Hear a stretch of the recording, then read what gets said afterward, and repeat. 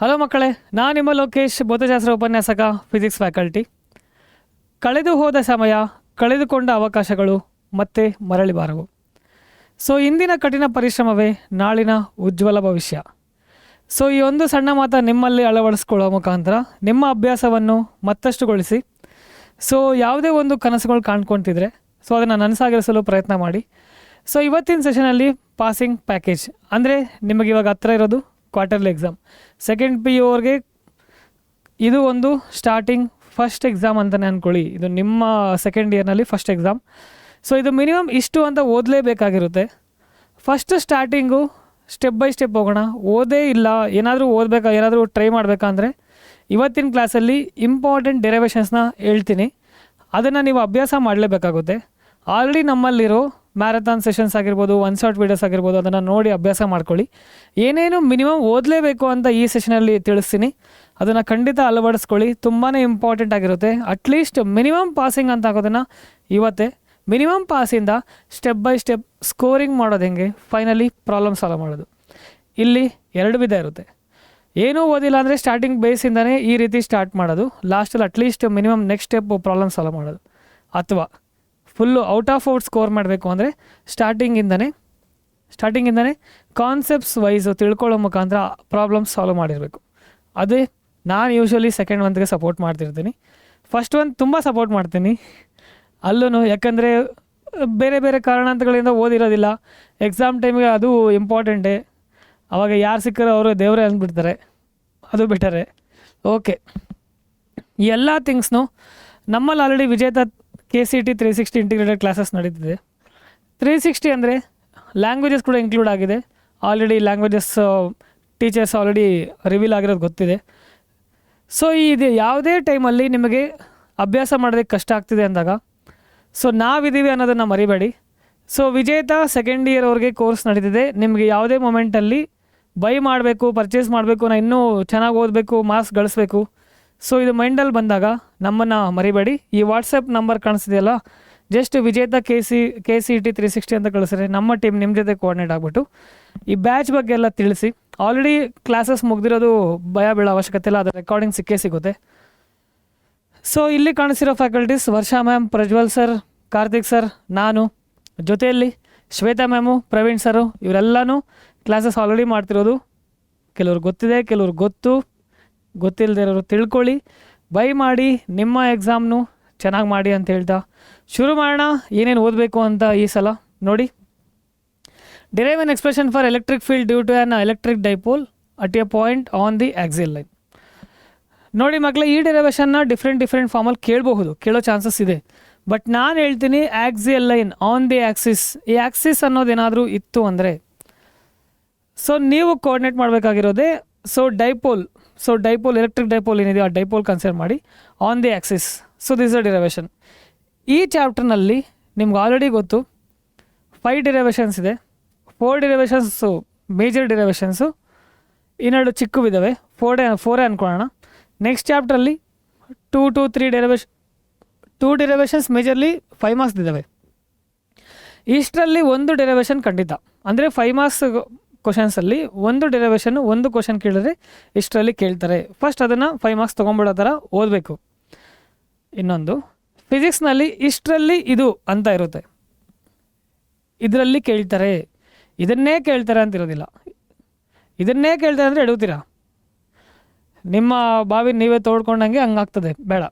ಇಷ್ಟರಲ್ಲಿ ಇದನ್ನು ಕೇಳ್ತಾರೆ ಅಂತ ಇರುತ್ತೆ. ಓಕೆ, ಸೊ ನೋಡ್ತಿರ್ಬೋದು, ಡೈಪೋಲ್ ಕನ್ಸಿಡರ್ ಮಾಡ್ತೀವಿ at some point means on the axis where we are finding the electric field. So ಅದನ್ನು ಯೂಸ್ ಮಾಡಿಕೊಂಡು using the definition we will calculate for the electric field on the axis. Question ಅಷ್ಟೇ ನೆನ್ಪಿಟ್ಕೊಬೇಕು. Derive an expression ಇವೆಲ್ಲ common things ಎಲ್ಲದರಲ್ಲೂ ಅಲ್ವಾ. Question ಏನೇ change ಮಾಡಿದ್ರು ನಿಮಗೆ ಕ್ಲಾರಿಟಿ ಇರಬೇಕು. ಫಸ್ಟ್ ಒಂದು axial line on the axis, second ಒಂದು ಈಕ್ವೆಟೋರಿಯಲ್ ಲೈನ್. ಈ 2 ಡಿರೈವೇಷನ್ಸು ಎಲೆಕ್ಟ್ರಿಕ್ ಡೈಪೋಲ್ ಮೇಲೆ ಆಗಿರುತ್ತೆ. ಇಲ್ಲೂ ಎಲೆಕ್ಟ್ರಿಕ್ ಡೈಪೋಲ್ ತೊಗೊಳ್ತೀವಿ at some point electric field. So ಇಲ್ಲಿ ಎಲೆಕ್ಟ್ರಿಕ್ ಫೀಲ್ಡ್ ಏನು ಅಂತ ಕ್ಯಾಲ್ಕುಲೇಟ್ ಮಾಡ್ತಾ ಹೋಗ್ತೀವಿ using the dipole things and the electric field formula basis ಅಲ್ವಾ. ಸೊ ಇಷ್ಟು ಡಿರೈವೇಷನ್ಸ್ನು ಅಬ್ಸರ್ವ್ ಮಾಡ್ಬೋದು. ಡಿರೈವೇಷನ್ಸು ಕಂಪ್ಲೀಟ್ ಎಕ್ಸ್ಪ್ಲನೇಷನ್ ಬೇಕು ಅಂದರೆ ಯಾವುದಾದ್ರೂ ಮ್ಯಾರಥಾನ್ ಸೆಷನ್ ನೋಡಿ, ಒನ್ ಶಾಟ್ ವೀಡಿಯೋ ಕೂಡ ಇದೆ, ಚೆಕ್ ಮಾಡಿ ಪ್ರಾಕ್ಟೀಸ್ ಮಾಡಲೇಬೇಕು. ಪ್ರಾಕ್ಟೀಸ್ ಮಾಡಿಲ್ಲ ಅಂದರೆ ಆಗೋದಿಲ್ಲ. ಓಕೆ, ನೆಕ್ಸ್ಟು ಗಾಸಸ್ ಲಾ ಇದೆ. ಸ್ಟೇಟ್ ಗಾಸಸ್ ಲಾ ಯೂಶಲಿ ಕೇಳ್ತಾರೆ. ಇಲ್ಲಿ ಇನ್ನೊಂದು ಲಾಂಗ್ ಸ್ಟ್ರೈಟ್ ಚಾರ್ಜ್ಡ್ ವಯರ್, ಇನ್ಫೈನಟ್ಲಿನ ಅವೆಲ್ಲ ಇರಲಿ, ನಿಮ್ಮ ಮೈಂಡಲ್ಲಿ ಉಳಿಬೇಕಾಗಿರೋದು long straight charged wire. So this is the wire. Surrounding that we will consider long straight wire ಆಗಿರ್ಬೋದು, ಸ್ಪಿಯರ್ ಆಗಿರ್ಬೋದು. Surrounding that we will consider Gaussian surface. ಆ ಗಾಸಿಯನ್ ಸರ್ಫೇಸ್ ಮೇಲೆ ನಾವು ಎಲೆಕ್ಟ್ರಿಕ್ ಫೀಲ್ಡ್ ಫೈಂಡ್ ಔಟ್ ಮಾಡ್ತೀವಿ. So ಅದನ್ನು ಮೈಂಡಲ್ಲಿ ಇಟ್ಕೊಂಡು ಇಲ್ಲಿ ಇನ್ನೊಂದು 2 ಥಿಂಗ್ಸ್ ಯೂಸ್ ಮಾಡ್ತೀವಿ ಡಿರೈವೇಷನಲ್ಲಿ. ಇದೆಲ್ಲ ಯಾವ ಥರ ನೆನ್ಪಿಟ್ಕೊಳ್ಳೋದು ಎಕ್ಸಾಮ್ ಟೈಮಿಗೆ ಅಂದರೆ ಇದೆ. 2 ನೆನ್ಪಿಟ್ಕೊಳ್ತೀವಿ. ಯಾವುದಾದ್ರು ಹೇಳಿ? ಗಾಸಸ್ ಲಾ ಇಂದ ತೊಗೊಳ್ಳೋದು ಒಂದು, phi = Q/ε0. ಇನ್ನೊಂದು ಎಲೆಕ್ಟ್ರಿಕ್ ಫ್ಲಕ್ಸ್ ಫಾರ್ಮುಲಾ. ಅದರ ಬೇಸಿಸ್ ಮೇಲೆ ಸಾಲ್ವ್ ಮಾಡ್ತಾ ಹೋಗ್ತೀವಿ. ಸೊ ಹೆಂಗೆ ನೆನ್ಪಿಟ್ಕೊಳ್ಳೋದು ಹೇಳ್ತಿದ್ದೀನಿ. ಅದೇ ರೀತಿ ನೆಕ್ಸ್ಟು ಸ್ಪಿಯರ್ ತೊಗೊಳ್ತೀವಿ. ಸೇಮ್ ಅಲ್ಲೂ ಸೆಂಟೆನ್ಸಸ್ ಹೆಂಗೆ ಬರೀಬೇಕು, ಎಲ್ಲ ಬಹೆಟ್ ಮಾಡೋ ಅವಶ್ಯಕತೆ ಇಲ್ಲ. ಯಾವುದಾದ್ರೂ ಒಂದು ಲೈವ್ ಸೆಷನ್ ನೋಡಿದ್ರೆ ಹೆಂಗೆ ನೆನ್ಪಿಡೋದನ್ನು ಹೇಳಿರ್ತೀನಿ. ಎಲ್ಲ ಬಹೆಟ್ ಮಾಡಬೇಡಿ, ಟರ್ಮ್ಸ್ ಏನಿದೆಯೋ ಅದನ್ನು ಬರೆದ್ರೆ ಸಾಕು. ಇಲ್ಲೂ ಗಾಸಸ್ ಲಾ ತೊಗೊಳ್ತೀವಿ, ಎಲೆಕ್ಟ್ರಿಕ್ ಫ್ಲಕ್ಸ್ ತೊಗೊಳ್ತೀವಿ, ಸಾಲ್ವ್ ಮಾಡ್ತಾ ಹೋಗ್ತೀವಿ. ಇಲ್ಲೊಂದು ಕನ್ಸಿಡರ್ ಮಾಡಬೇಕಾಗುತ್ತೆ, surface area of this sphere. ಇಲ್ಲಿ ಸರೌಂಡಿಂಗ್ ದಿಸ್ ಓನ್ಲಿ, ಈ ಕಂಪ್ಲೀಟ್ ಗಾಸಿಯನ್ ಸರ್ಫೇಸ್ ಇದೆಯಲ್ಲ ಅದರದ್ದು ಸರ್ಫೇಸ್ ಏರಿಯಾ ತೊಗೊಳ್ತೀವಿ 2πrl, ಅಲ್ಲಿ 4πr². ಅಷ್ಟೇ, ಮುಗೀತು. ಇದ್ರ ಜೊತೆಗೆ electric potential at some point means ಇಲ್ಲಿನೂ ನಿಮ್ಗೆ ಡಿರೈವೇಷನ್ ಇದೆ ಆನ್ ದ ಆ್ಯಕ್ಸಿಸೇ. ಈಕ್ವೇಟರಲ್ಲಿ ಏನೋ ಥರ ಏನೂ ಇಲ್ಲ, ಕಾಂಪಿಟೇಟಿವ್ ಇರುತ್ತೆ, higher competitive. So this is the point charge. Point ಚಾರ್ಜಿಂದ ಒಂದು ಸರ್ಟೆನ್ ಪಾಯಿಂಟಲ್ಲಿ ಎಲೆಕ್ಟ್ರಿಕ್ ಪೊಟೆನ್ಷಿಯಲ್ ಏನು, ಅದೇ ಡಿರೈವೇಷನ್ನು. ಸೊ ಇಲ್ಲೇನು ಮಾಡ್ತೀವಿ, ಇನ್ಫೈನೈಟ್ ಡಿಸ್ಟೆನ್ಸಿಂದ ಒಂದು ಟೆಸ್ಟ್ ಚಾರ್ಜ್ನ ಮೂವ್ ಮಾಡ್ತಾ ಹೋಗ್ತೀವಿ up to some point P only. Then what is the electric potential at that point we need to calculate. Okay, so using that method, using the work done, we will calculate using the Coulomb's law. Calculate ಮಾಡ್ತಾ ಹೋಗ್ತೀವಿ. ಇದೇ ಚಾಪ್ಟ್ರಲ್ಲಿ capacitors. Capacitors 2 ಫಾರ್ಮ್ಸಲ್ಲಿದೆ, without dielectric ಇದ್ದರೆ sigma minus sigma P ಅಂತ add ಮಾಡ್ತೀರಾ, approximately same ಬರುತ್ತೆ, ಲಾಸ್ಟಲ್ಲಿ ಕೆ ಬರುತ್ತೆ. ಅದೊಂದು ನೆನಪಲ್ಲಿ ಇಟ್ಕೊಂಡಿರಿ. ಸಿಂಪಲ್ ಹೆಂಗೆ ಬರೀಬೇಕು, ಹೆಂಗೆ ಮಾಡಬೇಕು ಅಂತ ಹೇಳ್ತೀನಿ ಒನ್ ಶಾರ್ಟ್ ವಿಡಿಯೋ ಅಥವಾ ಲೈವ್ ಏನಾದರೂ ನೋಡಿದ್ರೆ. ಓಕೆ, ಸೊ ಇದರ ಯಾವುದ್ರ ಮೇಲೆ, ಕೆಪಾಸಿಟೆನ್ಸ್ ಡೆಫಿನೇಷನ್ ಮೇಲೆ ಮತ್ತು ಸಿಗ್ಮಾ ಆಲ್ರೆಡಿ ಫಸ್ಟ್ ಚಾಪ್ಟ್ರಲ್ಲಿ ನೋಡಿರ್ತೀವಿ. ಸೊ ಇದರ ಬೇಸಿಸ್ ಮೇಲೆ ಕ್ಯಾಲ್ಕುಲೇಟ್ ಮಾಡ್ತಾ ಹೋಗ್ತೀವಿ. ಇದು ಲಾಸ್ಟ್ ಚಾಪ್ಟ್ರಲ್ಲಿ ಕ್ಯಾಲ್ಕುಲೇಟ್ ಮಾಡಿರ್ತೀವಿ, ಅದನ್ನು ನೆನಪಲ್ಲಿ ಇಟ್ಕೊಳ್ಳಿ. Okay, so derive on expression for conductivity, 3rd chapter. ಇನ್ನೊಂದು 3rd ಚಾಪ್ಟರು ತುಂಬಾ ಇಂಪಾರ್ಟೆಂಟು. ಫಸ್ಟ್ 2 ಚಾಪ್ಟರ್ಸ್ ಬಿಟ್ಟರು 3rd ಚಾಪ್ಟರ್ ಓದಿದ್ರೇ ಮೆಜಾರಿಟಿ ಮಾರ್ಕ್ಸ್ ಸ್ಕೋರ್ ಮಾಡ್ಬೋದು. 14 ಎಬೋನೇ ಬಂದುಬಿಡುತ್ತೆ ಒಂದೇ ಚಾಪ್ಟ್ರಿಂದ, ಅಂದರೆ ಪ್ರಾಬ್ಲಮ್ಸು ಮಾಡಿರಬೇಕು. ಓಕೆ, ಸೊ ಇದು 5 ಮಾರ್ಕ್ಸ್ಗೆ ತುಂಬ ಇಂಪಾರ್ಟೆಂಟು. ದಿಸ್ ಎಲೆಕ್ಟ್ರಿಕಲ್ ಕಂಡಕ್ಟಿವಿಟಿ ಅಥವಾ J = ಸಿಗ್ಮಾ, ಈ ಡೈರೆಕ್ಟಾಗೂ ಕೇಳ್ತಾರೆ. ಹಂಗೆ ಕೇಳಿದ್ರು ಇದೇ ಬರೀಬೇಕು, ಸಿಗ್ಮಾ = ಕಂಡಕ್ಟಿವಿಟಿ. ಯಾವ ಫಾರ್ಮಲ್ಲಿ ಕೇಳಿದ್ರು ಡಯಾಗ್ರಾಮು, ಎಕ್ಸ್ಪ್ಲನೇಷನ್ನು, ಫಾರ್ಮೆಟ್, ಇಷ್ಟೇ 5 ಮಾರ್ಕ್ಸ್ಗೆ. ಯಾವುದಾದ್ರೂ ಒಂದು ಆ್ಯಡ್ ಆನ್ ಕೊಟ್ಟರು ಕ್ವಶನ್ನು ಹೇಳೋಕ್ಕಾಗಲ್ಲ. So next Kirchhoff rules use ಮಾಡಿಕೊಂಡು ವೀಟ್ಸ್ಟೋನ್ ಬ್ರಿಡ್ಜ್. ಇದು ಆಲ್ರೆಡಿ ಗೊತ್ತಿರುತ್ತೆ, ತುಂಬಾ ಇಂಪಾರ್ಟೆಂಟು. ಯೂಶ್ವಲಿ 5 ಮಾರ್ಕ್ಸ್ಗೆ ಸಿಂಪಲಾಗಿ ಕೇಳಿಬಿಡ್ತಾರೆ. R1/R2 R3/R4 ಅದನ್ನು ನೆನಪಲ್ಲಿ ಇಟ್ಕೊಂಡಿರೋ ಅಂದರೆ ಡಿರೈವೇಷನ್ ಮಾಡೋದಕ್ಕಾಗೋದಿಲ್ಲ. ಬೇರೆ ಫಾರ್ಮಲ್ಲಿ ಬರುತ್ತೆ, ಬಟ್ ಎವಲ್ಯೂಟರ್ಗೆ ಕನ್ಫ್ಯೂಸ್ ಮಾಡಬೇಡಿ. So R1/R2 R3/R4. ಸೊ ಈ ರೀತಿಯೇ ತಗೊಳ್ಳಿ, R1/R2 = R3/R4 ಡಯಾಗ್ರಾಮಲ್ಲೂ ನಿಮ್ಗೆ ಅದೇ ಫಾರ್ಮಲ್ಲೇ ಆನ್ಸರ್ ಬರುತ್ತೆ. ಸೊ ಇದೇ ರೀತಿ ಇನ್ನೆರಡು ಡಿರೈವೇಷನ್ಸ್ ಇದೆ, ಅದು 5 ಮಾರ್ಕ್ಸ್ಗೆ ಇಂಪಾರ್ಟೆಂಟೇ. ಅರೌಂಡ್ ಇಷ್ಟನ್ನು ಇವಾಗ ಹೇಳೋದನ್ನು ಓದ್ಬಿಟ್ರೆ 10 ಮಾರ್ಕ್ಸ್ ನಿಮ್ಮ ಪಾಕೆಟಲ್ಲೇ. 10 ಮಾರ್ಕ್ಸೇ ಅಲ್ಲ, ನಾನು ಮಿನಿಮಮ್ ಹೇಳ್ತಿದ್ದೀನಿ. ಇಷ್ಟು ಬೇಸಿಸ್ ಮೇಲೆ ಪ್ರಾಬ್ಲಮ್ಸಲ್ಲೂ ಕವರ್ ಆಗುತ್ತೆ, ಅದು 5 ಮಾರ್ಕ್ಸ್ಗೆ ಇರುತ್ತೆ. ಫೈನಲ್ ಎಕ್ಸಾಮಲ್ಲಿ 10 ಮಾರ್ಕ್ಸ್ ಪ್ರಾಬ್ಲಮ್ಸೇ ಬಂದುಬಿಡುತ್ತೆ. ಇಷ್ಟು 3 ಚಾಪ್ಟ್ರಲ್ಲಿ ಕರೆಕ್ಟಾಗಿ ಪ್ರಾಬ್ಲಮ್ಸ್ನ ಪ್ರಾಕ್ಟೀಸ್ ಮಾಡೋರೆ. 2 ಪ್ರಾಬ್ಲಮ್ ಅಟೆಂಡ್ ಮಾಡಬೇಕು ಫೈನಲ್ ಎಕ್ಸಾಮಲ್ಲಿ. ಫಸ್ಟ್ 2 ಚಾಪ್ಟರ್ಸಿಂದ 1 ಪ್ರಾಬ್ಲಮ್ ಖಂಡಿತ, ಕರೆಂಟ್ ಎಲೆಕ್ಟ್ರಿಸಿಟಿಯಿಂದ 1 ಪ್ರಾಬ್ಲಮ್ ಖಂಡಿತ. ಮಿನಿಮಮ್ ಪಾಸ್ ಇದರಿಂದನೇ ಬಂದುಬಿಡ್ತದೆ. ಫೈನಲ್ ಎಕ್ಸಾಮ್ ಹೇಳ್ತಿದ್ದೀನಿ, ಓಕೆನಾ. ಇಲ್ಲಿ ಸೆಲ್ಸ್ ಇನ್ ಸೀರೀಸ್, ಇನ್ನೊಂದು ಸೆಲ್ಸ್ ಇನ್ ಪ್ಯಾರಲಲ್. ಸೊ ಇವೆರಡರಲ್ಲಿ ಒಂದು ಡೆರಿವೇಷನ್ ಯೂಶ್ವಲಿ ಕೇಳ್ತಾರೆ, 5 ಮಾರ್ಕ್ಸ್ಗೆ ಕೇಳಿದರು ಲಾಸ್ಟ್ ಟೈಮು. ಸೆಂಟೆನ್ಸಸ್ ಈ ರೀತಿ ಬೇಕಿದ್ರೆ ಸಿಂಪಲ್ಲಾಗೆ ನೆನಪಲ್ಲಿ ಇಟ್ಕೊಂಡಿರಿ.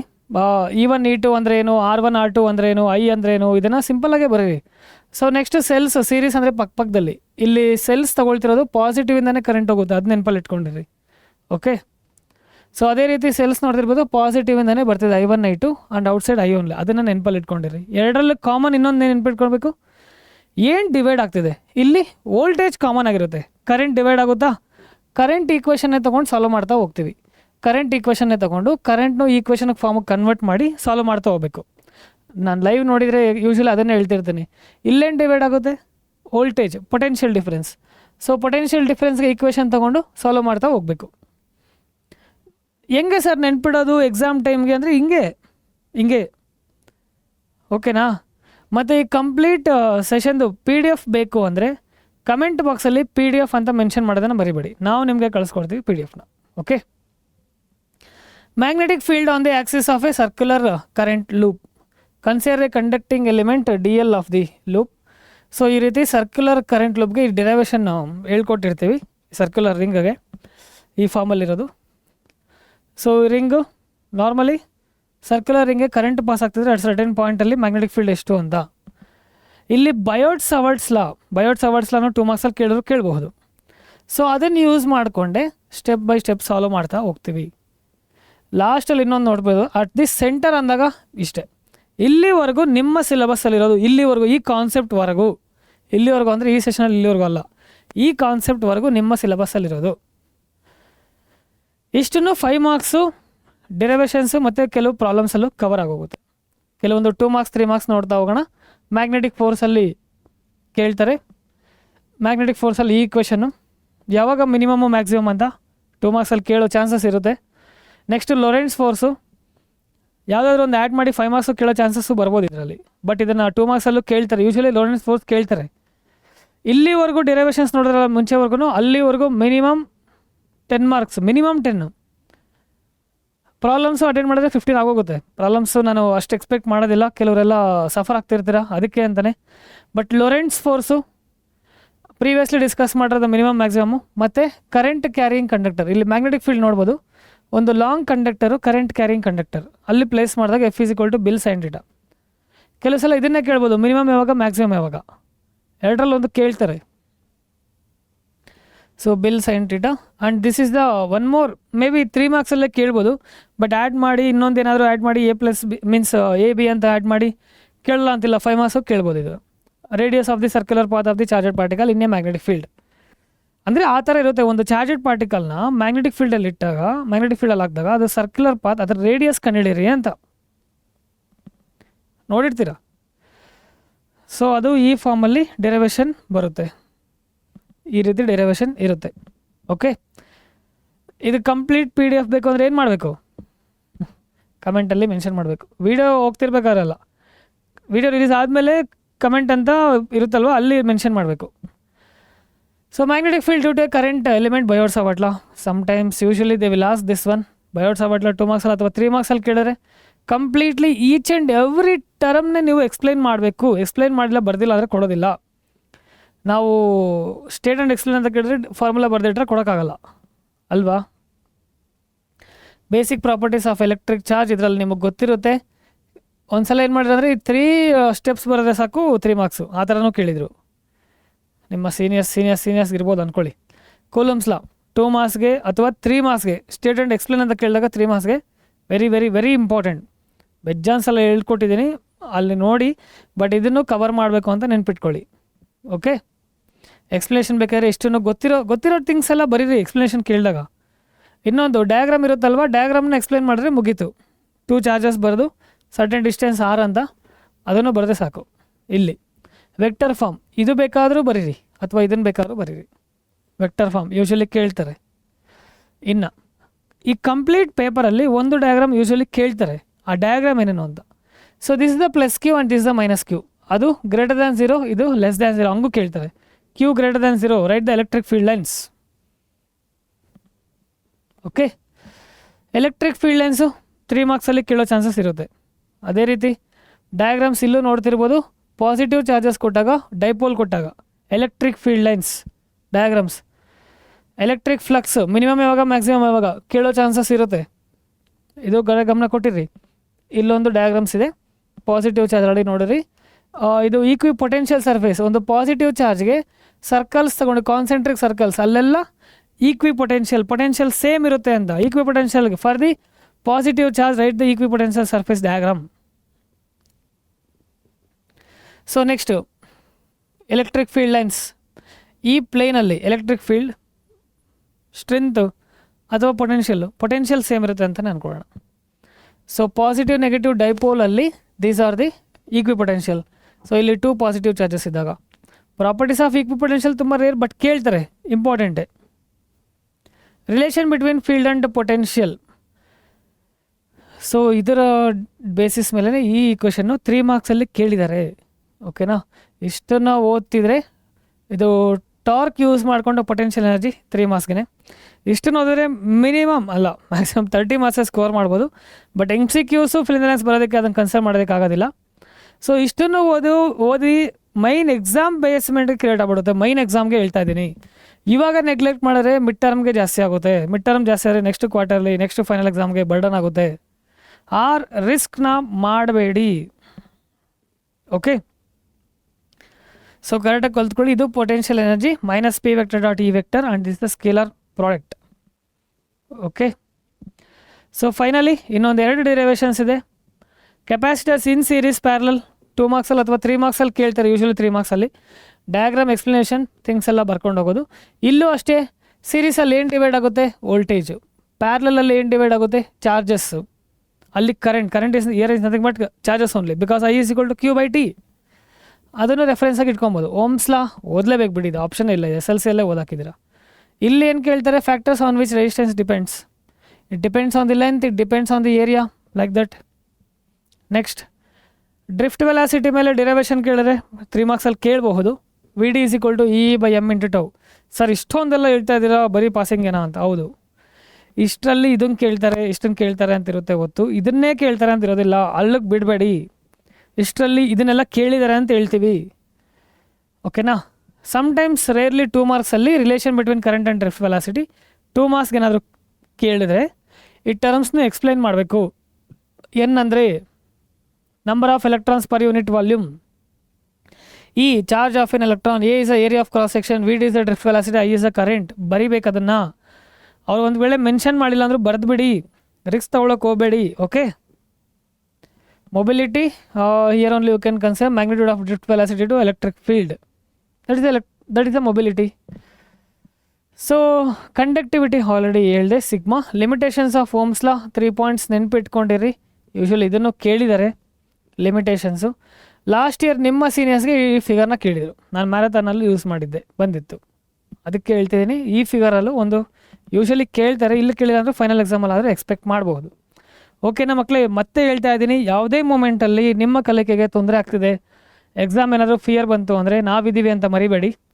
ಸೊ ನಿಮ್ಮ ಜೊತೆಗೇ ನಾವು ವಿಜೇತ KCET 360 ಡಿಗ್ರಿ ಇಂಟಿಗ್ರೇಟೆಡ್, ಅಂದರೆ ಲ್ಯಾಂಗ್ವೇಜಸ್ ಕೂಡ ಇನ್ಕ್ಲೂಡ್ ಆಗಿದೆ. ಈ ಬ್ಯಾಚ್ನ ಬೈ ಮಾಡಬೇಕು ಅಂದರೆ ಜಸ್ಟ್ ಈ ವಾಟ್ಸಪ್ ನಂಬರ್ಗೆ KCET 360 ಡಿಗ್ರಿ ಅಂತ ಮೆಸೇಜ್ ಕಳಿಸಿ, ನಮ್ಮ ಟೀಮ್ ನಿಮ್ಮ ಜೊತೆಗೆ ಕೋಆರ್ಡಿನೇಟ್ ಆಗ್ಬಿಟ್ಟು ಕೋರ್ಸಸ್ ಯಾವ ರೀತಿ ಇರುತ್ತೆ ಅಂತ ಎಕ್ಸ್ಪ್ಲೈನ್ ಮಾಡ್ತಾರೆ. ನಿಮ್ಮ ಕಲಕಿನ ಬೂಸ್ಟ್ ಮಾಡ್ಕೊಳ್ಳಿ, ಚೆನ್ನಾಗಿ ಮಾಡಿ. ಇನ್ನೊಂದು Kannada medium to English medium ಬಂದಿರ್ತೀರಾ, ಸ್ವಲ್ಪ ಬೂಸ್ಟ್ ಅಪ್ ಬೇಕು. ಥಿಂಗ್ಸ್ ಎಲ್ಲ ಇಂಗ್ಲೀಷಲ್ಲೇ ನೋಡ್ತಾ ಇರ್ತೀರಾ, ಪ್ಯಾನಿಕ್ ಆಗಬಾರ್ದು. ನೀವೇನಕ್ಕೂ ಕಡಿಮೆ ಅಲ್ಲ ಗೋಲ್ನ ರೀಚ್ ಆಗೋದಕ್ಕೆ. ಸೊ ಇಷ್ಟನ್ನು ಹೇಳ್ತಾ ಮುಗಿಸ್ತಾ ಇದ್ದೀನಿ. ನಿಮ್ಮ ಕ್ವಾರ್ಟರ್ಲಿ ಎಕ್ಸಾಮ್ ಚೆನ್ನಾಗಿ ಮಾಡಿ ಮಕ್ಕಳೇ, ಯಾಕಂದರೆ ಇದು ಫಸ್ಟ್ ಬೇಸ್ಮೆಂಟ್ ಕ್ರಿಯೇಟ್ ಆಗೋದು ಒಂದು ಪಾಸಿಟಿವ್ ಎನರ್ಜಿಗೋಸ್ಕರ. ಹುಮ್ಮಸ್ಸು ನಿಮ್ಮ ಗೋಲ್ನ ರೀಚ್ ಆಗೋದಕ್ಕೆ ಫಸ್ಟು ಅಡಿಪಾಯ ಅಂದ್ಕೊಳ್ಳಿ. ಇಷ್ಟನ್ನು ಹೇಳ್ತಾ ಮುಗಿಸ್ತಾ ಇದ್ದೀನಿ. Thank you and good luck for your quarterly test.